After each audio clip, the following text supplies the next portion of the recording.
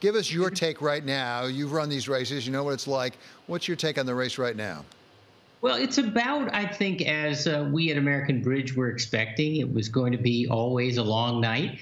I think the early vote was encouraging, and frankly, the turnout has been encouraging in the sense, if you step back, of the success of Democratic participation. We want those rates to be up. I think we're going to wait a long time for results out of Pennsylvania. That we were forewarned of that. And by the way, it's not that unusual. And I think what you're seeing in Michigan and in Wisconsin, which were the other two states where we were active in trying to persuade so-called Obama-Trump voters very respectfully to come on home to Democrats. The results are still out, but the early returns are encouraging. Ohio is a place where Joe Biden is outperforming, and that's pretty exciting to see. Yeah, just to interrupt us for a moment, Governor, there's another projection here. The Associated Press is projecting that Donald Trump will win Missouri, which is not a big surprise. He was a sort of prohibitive winner 4 years ago. Jeannie? Governor Patrick, it's Jeannie Zaino. What do you think of the, I'm just astonished that Democrats are really playing in the South. Of course, we don't know if, any of the states will turn. But as you just mentioned, even a state like Ohio, but then you go down south and, the sort of potential that Democrats are making movements after Stacey Abrams and others in places like Georgia, that Joe Biden and Kamala Harris were campaigning in Texas this late in a presidential election. What do you think explains that? And what do Democrats need to do to finally break that red wall there? Well, there are a couple of important points implied by your question. First of all, demographic shift is a part of it, and that demographic is both racial and ethnic, and youth. That's important. But I would say even more important is the importance of cultivating these grassroots organizations, many of them very local, loosely knitted together statewide, and in some cases, at least in 2018, operating outside the party.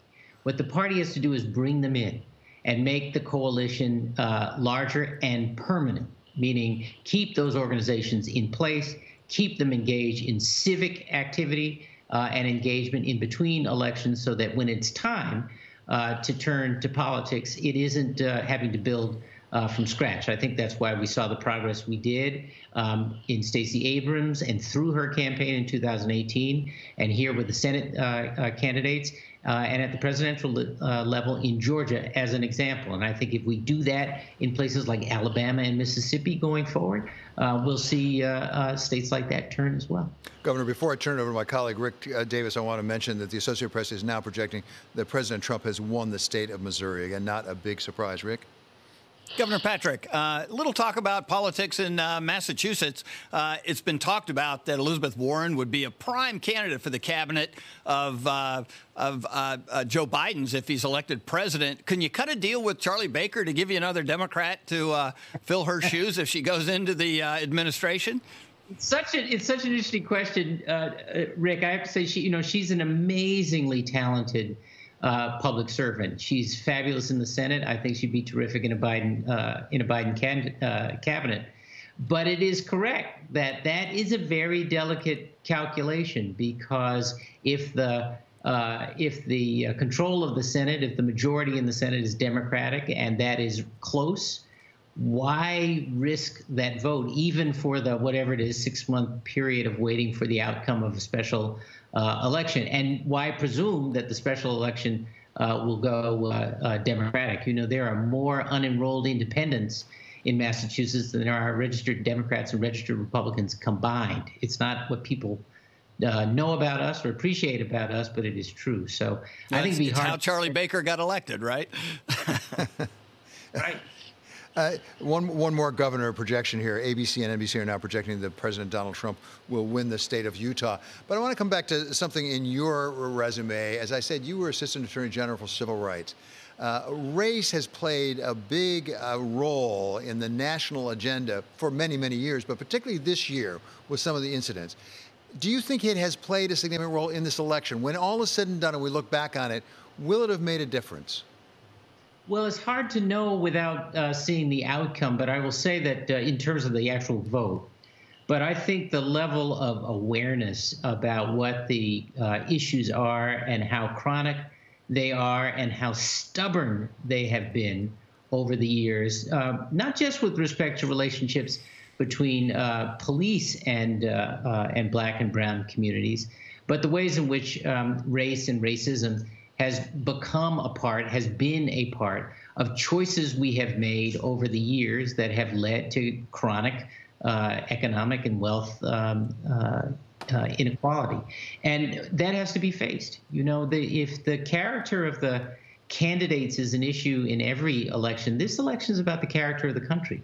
And it's about race. It's about whether we are ultimately going to be a national community where we act as if we have a stake in each other, or just a smattering of, you know, blue states and red states and blue voters and red voters who don't try to work together. It's about whether we're going to be led in a way that encourages us to turn to each other rather than on each other. And you better believe race is a part of that, and it ought to be a part of that, and it ought to be a part of that so that we can transcend it and get on to what we have in common. And Governor, ABC and NBC are projecting that President Donald Trump wins the state of Utah.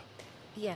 Governor, I wanted to ask you, because you mentioned the importance of young people, and I know you work with young people, and I am, I graduated from a college in Massachusetts myself, and I wanted to ask, you know, one of the issues we haven't talked a lot about is the cost of education, and what the Democrats and what a Joe Biden administration, if he does win, can do about the tremendous debt and the cost of higher education that has been so much a part of the energy that the young people have put behind the Democratic Party. That's right, and I think the idea of debt relief is one whose time has come. I think we had a bunch of different proposals on how to accomplish that, Jeannie, in the primary. I think that Joe Biden has been working on a strategy that would, I think, with executive action, relieve up to 50% or $50,000, I should say, of student debt per person. I think there's a way to think. This is my view, but I think there's a way to think about how we restore the estate tax to 50%, for example, which is something that the very rich, I've been led to believe themselves believe would be fair. And if we use some of that together with refinancing to retroactively to current interest rates, we'd be able to eliminate a lot of that student debt. Going forward, I must say, one of the big issues in public higher education is